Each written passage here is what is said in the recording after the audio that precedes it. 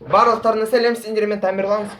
Бұл Ланс талдауы, және бүгін мен ең сүйікті поэмамызды қарастырамыз. Оның аты Батыр Баян поэмасы, және оны жазған қазақтың ұлы даңқты жазушысы Мағжан Жұмабаев. Поэма тарихи сюжетті поэма болғанымен, ол қазақтардың 18 ғасырдағы тұрмысын сипаттайды. Поэма негізгі 5 кейіпкерлерден тұрады. Бірінші кейіпкер ол біздің ең басты кейіпкеріміз, 1710 немесе 1715 жылы туған Батыр Баян ағамыз. Ол өте қуатты батыр болған. Екінші кейіпкеріміз Батыр Баян ағамыздың 15 жасар інісі Ноян. Үшінші кейіпкеріміз Батыр Баян жоңғарларға қарсы соғысында алып келген жоңғарлардың аруы қызы Құралай. Оның жасы 14-те. Төртінші кейіпкеріміз ол қазақтың ең ұлы, ең мәртебелі, тамаша, даңқты, дана, қуатты ханы Абылай хан. Және бесінші кейіпкеріміз қазақтардың жоңғарларға қарсы соғысында қуатты батырлардың бірі Жанатай батыр. Ол Батыр Баянның жақын достарының бірі. Поэма негізгі 2 бөліктен тұрады, және мен оны әрқайсысын толығымен қарастырамын. Кеттік. Бірінші бөлім автордың, яғни Мағжан ағамыздың Көкшетауды немесе Бурабайдың көркемділігін, сұлулығын сипаттағаннан, мақтағаннан басталады. Неге Көкшетау? Өйткені 18 ғасырдың ортасы, дәлірек айтқанда 1752 жылда біздің Абылай ағамыздың ордасы, яғни Абылай ханның ордасы Көкшетауда немесе Бурабайда орналасқан болған. Бұл 1752 жылы Абылай хан жоңғарларды қазақтардың кіндік қаны қаққан тамған атамекенінен қуу үшін бүкіл қуатты батырларды жинап құрылтайға шақырған. Бірақ барлығы жиналған жоқ. Құрылтайға тек қана жалғыз-ақ біздің ең басты кейіпкеріміз Батыр Баян кешіккен. Бірнеше уақыттан кейін ғана ол өте мұңды және әрсіз келеді. Бірақ кешігу себебін сұрамауға өтінеді. Оның кешігу себебі бұл жерде екен. Бірнеше күннен бұрын өзінің жоңғарларға қарсы соғысында ол қазақтардың жоңғарлардың Құралай деген 14 жасар қызына ғашық болады. Сондықтан ол оны қазақ хандығына бірге алып кетеді. Бірнеше уақыттан кейін Батыр Баян оған тұрмысқа шыққанын айтады.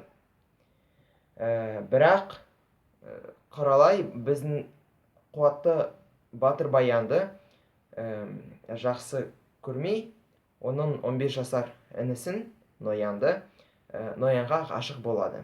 Және Ноян да Құралайға ғашық болады. Бір күні Ноян Құралайдың өте мұңды отырғанын көреді.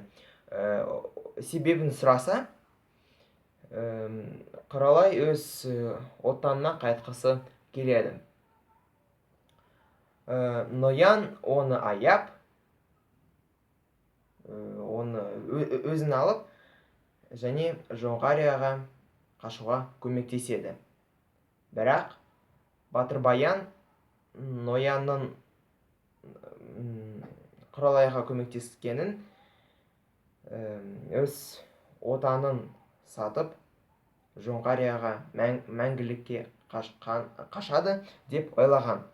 Сондықтан сол кезде батыр баянның ақылы өліп, ашуы келеді.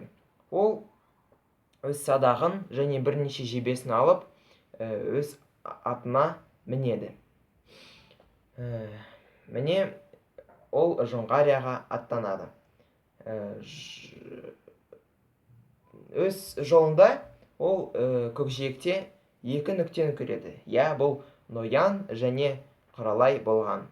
Сондықтан өз садағын және жебелерін дайындап, жақындап, біріншісі батыр баян өз жалғыз інісін Ноянды атып тастап, содан кейін өз махаббатын Құралайды өлтіреді.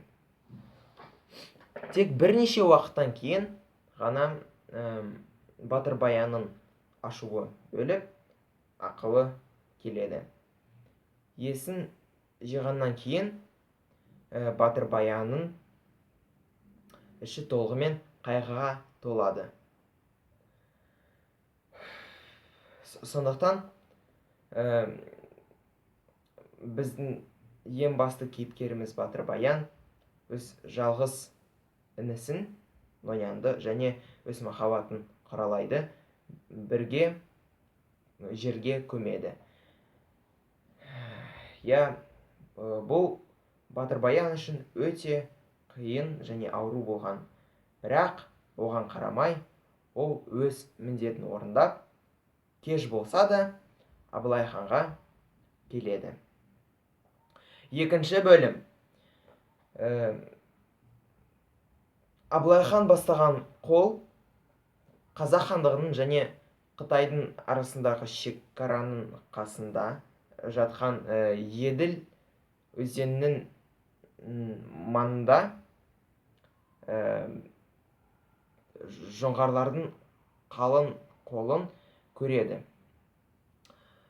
Қазақтардың қолы өте қалың болған жоқ. Бірақ соған қарамай, Абылай хан бастаған қазақтың қолы жоңғарларға шабуыл жасайды. Міне, соғыс басталды.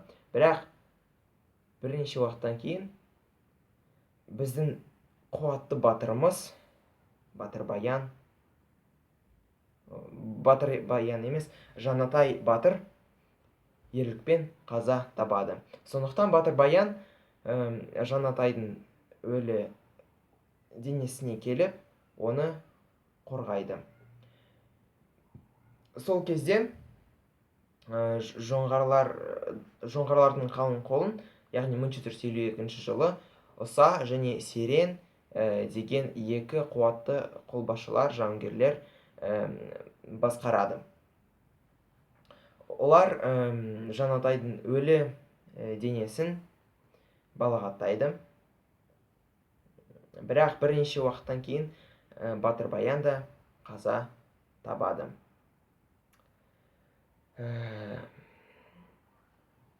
Міне, уақытша жоңғарлар қазақтардың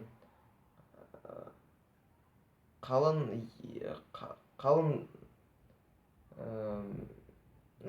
жіңішке қуат, жай ғана біздің қазақтарда көп адам болған жоқ, сондықтан қазақтар уақытша жеңіліске ұшыраған.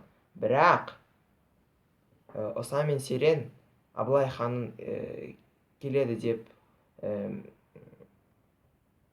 қорқып, олар өз еліне Жоңғарияға аттанады. Міне осылай батыр баянның, Жанатай батырдың және көптеген қуатты батырлардың өлі денелері қазақ жерінде көмей бастайды. Тек солардың арқасында ғана қазір біз тәуелсіз Қазақстанда өмір сүріп жүрміз. Енді қорытынды. Бұл жерде, яғни бұл поэмада екі қорытынды бар. Біріншісі, махаббатқа қарамай, махаббат дегеніміз сезім ғой. Сол махаббат деген сезімге қарамай өз жүрегімен емес, өз миымен ойлау керек. Ал екінші қорытындысы, мысалы біздің қуатты, күшті батыр баян сияқты өз қиыншылықтарына қарамай ғана ол өз отанына адал қызмет еткен. Сондықтан бұл поэма, бұл тамаша поэма маған қатты ұнады. Егер сендерге де ұнаса, видеоның астына лайкты қойыңдар. Сендермен болған Тамерланс, және бұл Ланс талдауы. Сау болыңыз.